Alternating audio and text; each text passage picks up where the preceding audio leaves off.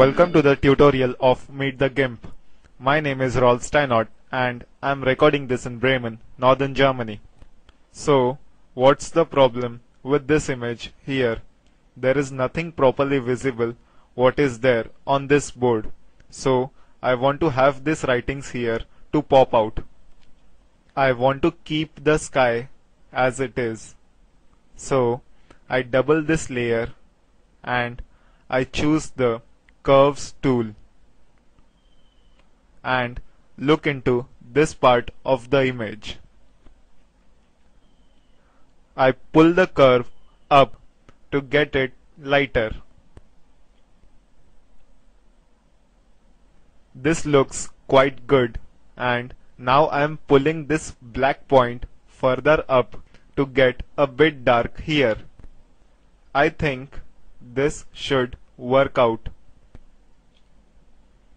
Now, I want the writing on the signboard into the bottom image.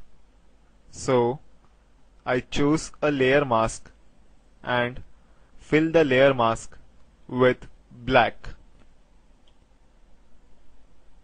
Now, I am back to my old image and work on the layer mask, which has a white border. Now, I select the paint tool here and select white as my foreground color. I select a brush and enlarge it. And now I am painting on the layer mask. And perhaps I should zoom into the image. This is better. That's good. You can see the keys which are pressed in my key indicator. This looks way better. Now I double this layer again and select overlay mode and go down a bit with the opacity to get a little bit more pop into background.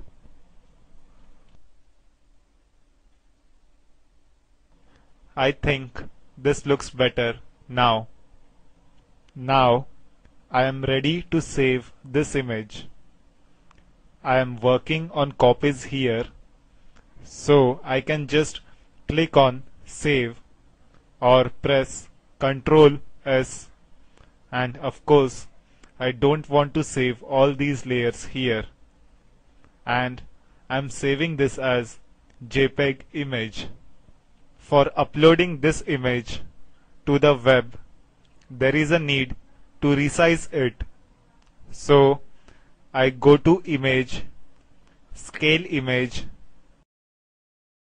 and I am scaling this down to 600 in width.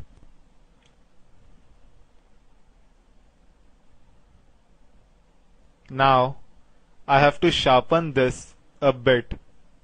So I go to Filters, Enhance, Sharpen.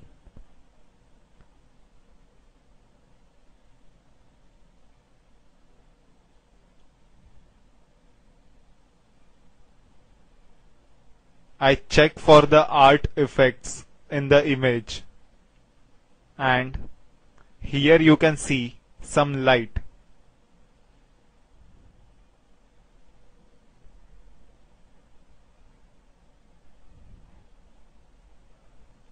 Now I am saving this as a copy. I name it small and save it. And I am finished with this image. You should always remember two things while editing. First is, if you want to change one part of the image and keep all the rest intact, then make a copy of that layer and do your changes, and then put a layer mask on. Black hides the image and white reveals the stuff that's in there. Second thing, if you put second layer over it in overlay mode, the image will have a better contrast and colors. These are two tricks to get very fast edit. In this image, you can see at least two problems. First, I cut off the feet of these people, which would have been nice to have them in there. And the second problem is these buildings are falling into the image because I held the camera upwards. I select the perspective tool. I select corrective backward in the directions dialog and I select the grid as preview. I can select an outline or the image, but I select the grid, and when I click into the image, I get this info window here with not so helpful information.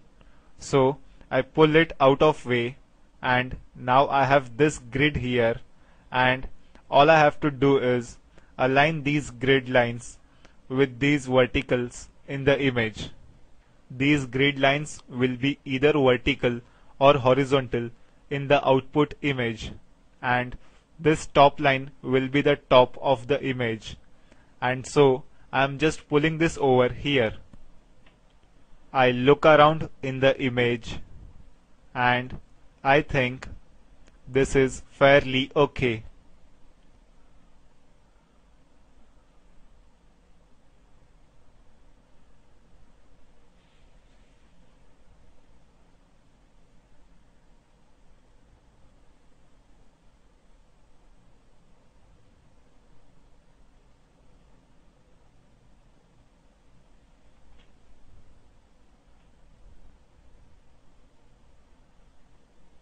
And now I press transform and we have to wait till it transforms, and here it is.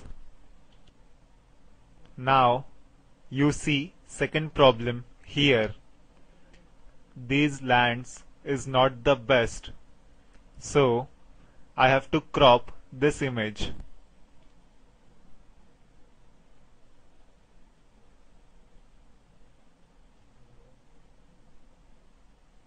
I go to my crop tool and I want to crop the side building out and leave only this in there. It looks bit like a square, so I click on fixed aspect ratio and keep it as 1:1. Now I have square crop. Keeping the people into the image. I think this crop should work. Click on it and here it is. Now I select the curves tool, getting the high lines a little bit more up for more contrast into that.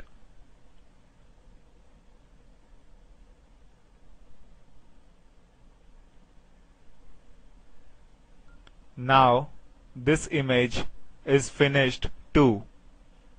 This is the next image. So what to do with this image?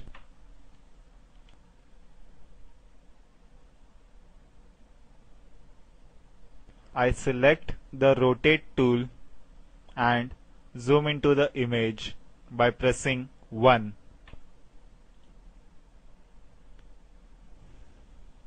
Here, I look for a good vertical section in the middle of the image, and in direction, I select corrective backward rotation. I select cubic interpolation, and as preview, I select the grid. Now, I click into the image to get the grid lines, and now I align these lines with the vertical structure of the house. And I think this is it. I have this little window here open which shows 2.90 degrees, and I click on rotate and wait for the final result. Here it is. Well, it looks better. You can see here that I have plenty of distortion, and I should look for the correction of that. But now I am cropping this image.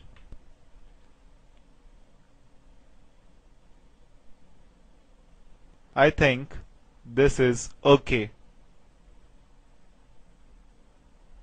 I think I haven't rotated the image properly.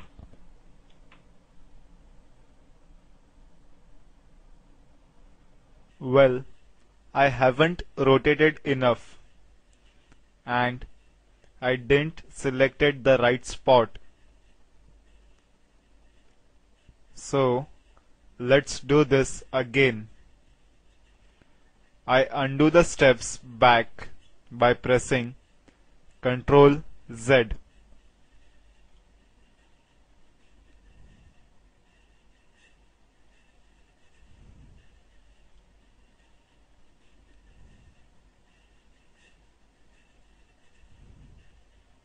I select the rotate tool again.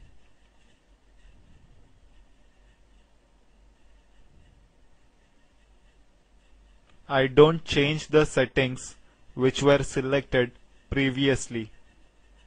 And now I am setting the center of the image into this TV tower here.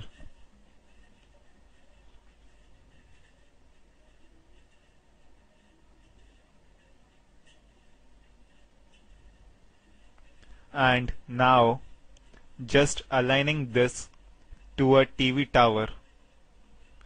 The TV tower is the dominant part of the image, and so if that isn't straight, the image feels unstraight. This looks better, and now I take the crop tool and choose a crop with not too much negative space in it.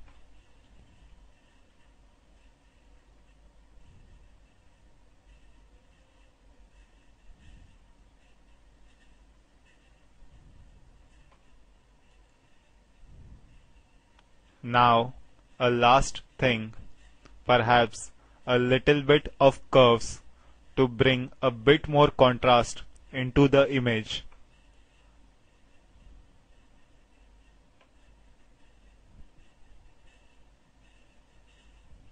This is okay.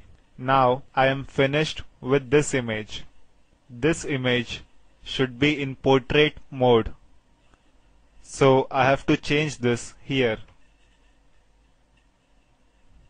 I go to Image, Transform, and rotate 90° anti-clockwise. Now I have my image rotated. When we rotate the image 90°, it's without loss in the quality, which is especially important with JPEG images.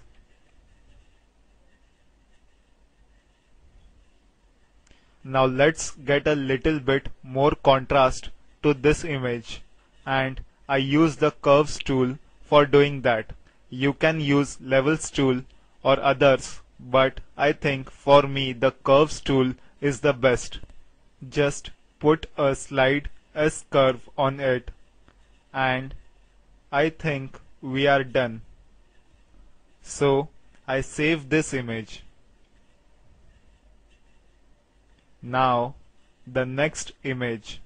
To put it all together, for quick editing of your images, you need some basic tools. First, the rotate tool.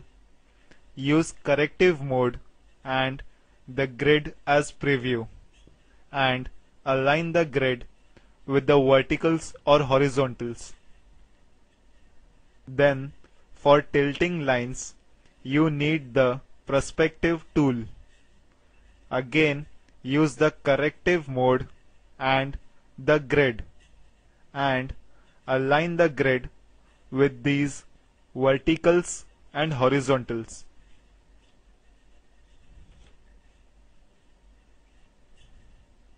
For correcting the contrast and the lightness of the image, select the Curves tool and apply an S-curve.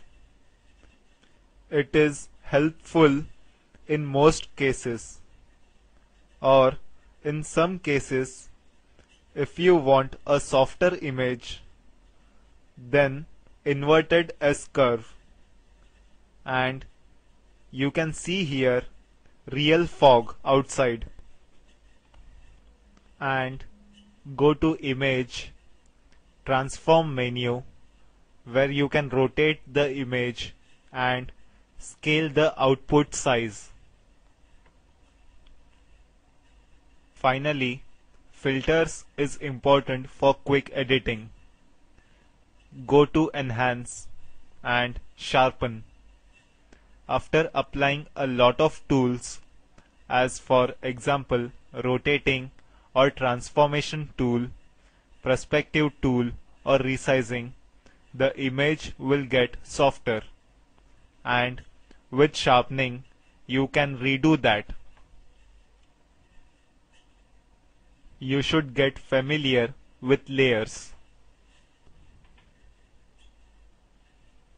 First, double the layer and for example check out what happens in overlay mode or other modes. There's a lot to explore and I will cover these in some time. You see, every time I change the layer mode, I get fully different image. And if you want to change only one part of the image, add a layer mask and fill the stuff you want to see in the image with white, and the stuff you don't want to see in black.